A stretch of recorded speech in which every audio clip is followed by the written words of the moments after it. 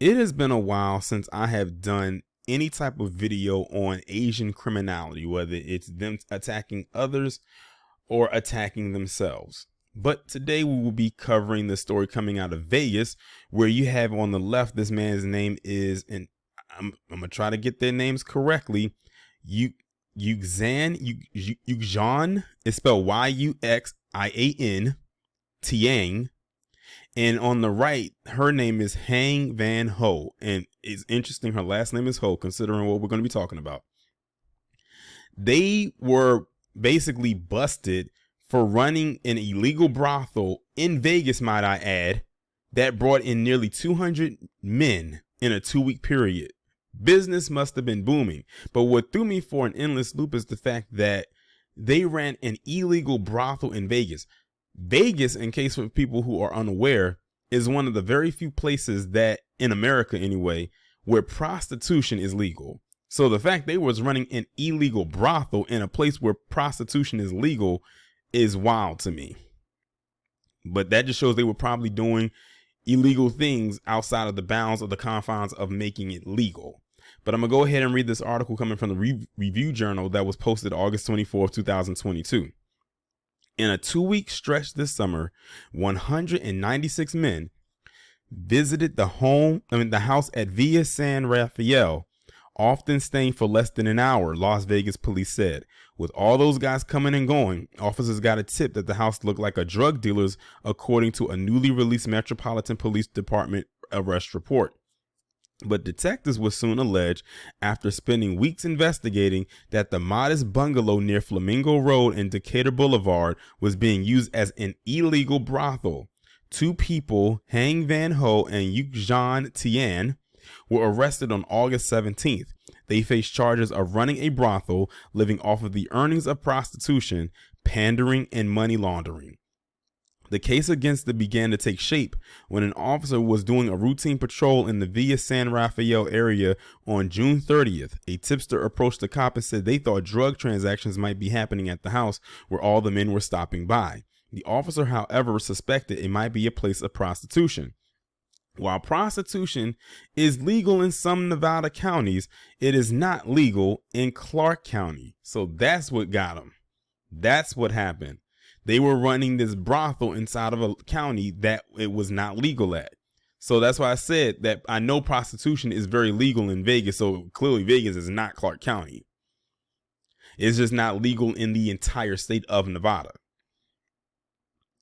That same day, the same tipster called the same patrol officer and notified him that a Ford F-150 pickup truck was just leaving the Villa San Rafael home. The officer, who was still in the neighborhood, stopped the pickup truck and spoke to the driver, who told the officer he had paid $200 for so-called full service. That's what they call it. Full service is a term commonly used in the prostitution lifestyle in reference to oral sex and vaginal intercourse, the investigating Metro detective wrote in the arrest report. The pickup driver, whose name is redacted in the arrest report, said he had responded to an ad on Craigslist, the online classified site. After several more weeks of surveillance and investigating, police watched as close to 200 men stopped by the alleged brothel between July 7th and July 21st. After determining who owned the property, officers cross-referenced a phone number associated with Ho and discovered multiple online advertisements for prostitution with Asian females. The ads featured explicit prostitution language that advertised the services on offer, police said. So they basically were using coded language to try to cover their tracks. On July 21st, when an investigator called the number, he got a text back saying he would have to pay $300 for an hour. Police also alleged that Tian and Ho, who lived at another larger house, had been exploiting the sex workers in the alleged brothel. Surveillance revealed that Ho and Tian would often stop by the Villa San Rafael house with groceries and household items, with the sex workers inside rarely seen exiting the home. Based on prostitution advertisements, it is believed Ho has been exploiting and victimizing young females since at least 2016. Now keep in mind, Ho is the woman. Let me repeat that. That's the woman that's doing this. And that's another thing that they don't like to talk about. You know how like a lot of Asians get caught running these parlors, quote unquote. That's what they call them. But it's really nothing more than a brothel where they have prostitutes, and mainly they're all Asian females. And I remember one, I think they had them like stored up in a closet somewhere. But notice it's mainly the women that are the ones treating them like in the most harshest way. Because basically all she is a madam, and the madam is the head of the house and he's the pimp. They are the king and queen of the brothel. But I find that they are the ones, and when I say them, I'm talking about the Asian woman, are the most aggressive when it comes to the women or the prostitutes. And I find that she's the one that sometimes pockets most of the money.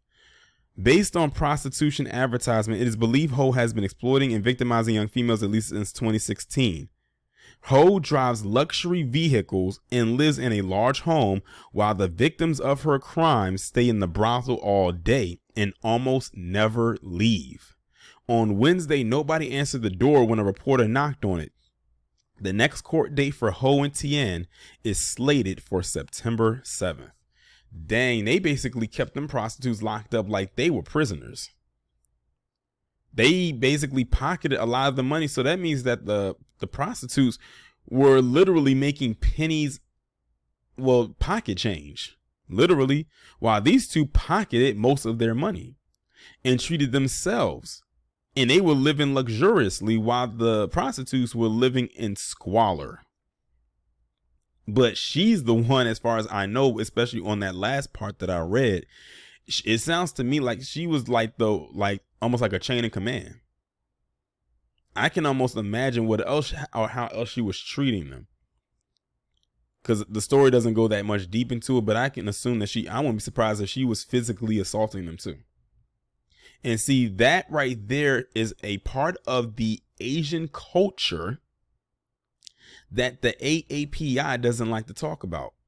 And see, they're protected under that AAPI hate crime bill, or that COVID-19 bill, as it's really technically called, that they don't really go and thoroughly investigate stuff like this, but they should.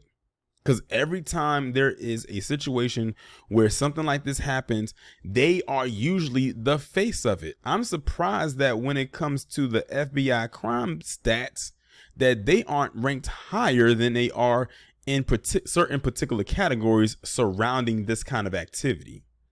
But because they don't make up a huge population in America, that's probably why. But it's interestingly funny how black people are so-called 13% of the population, but we make up so-called 50% of the crime. Go figure.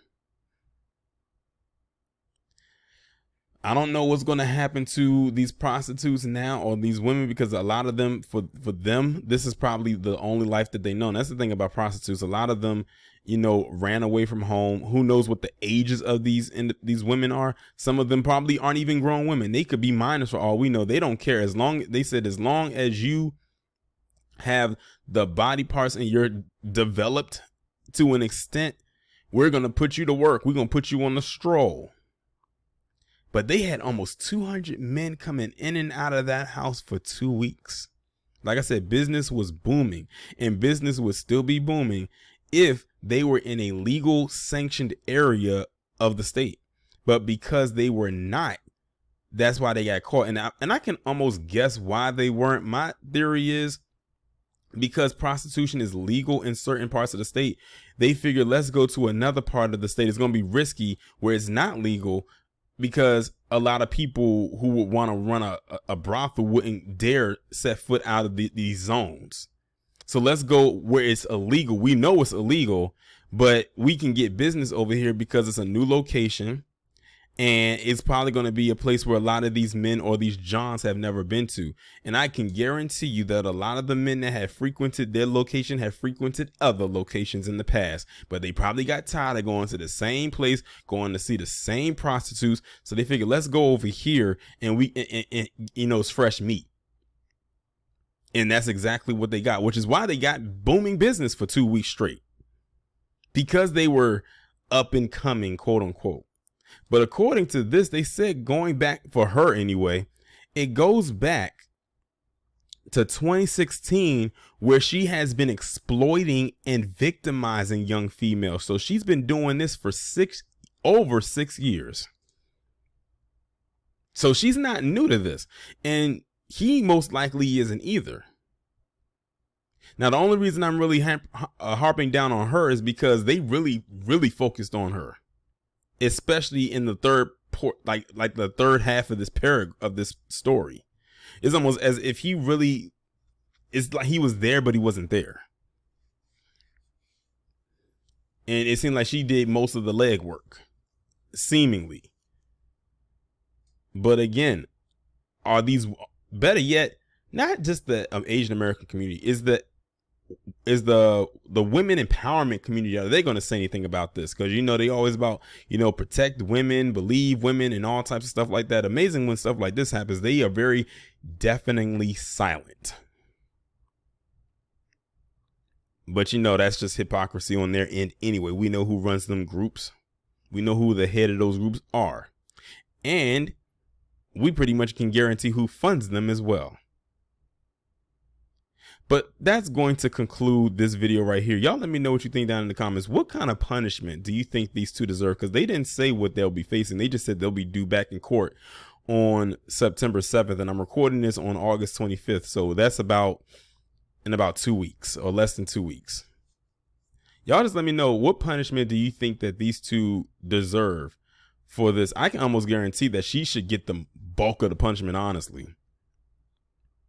Not saying that he shouldn't get any, but the way that they laid her stuff out, she is reckless to the core. But y'all let me know what you think down in the comments. Go ahead and hit that subscribe button if you are new.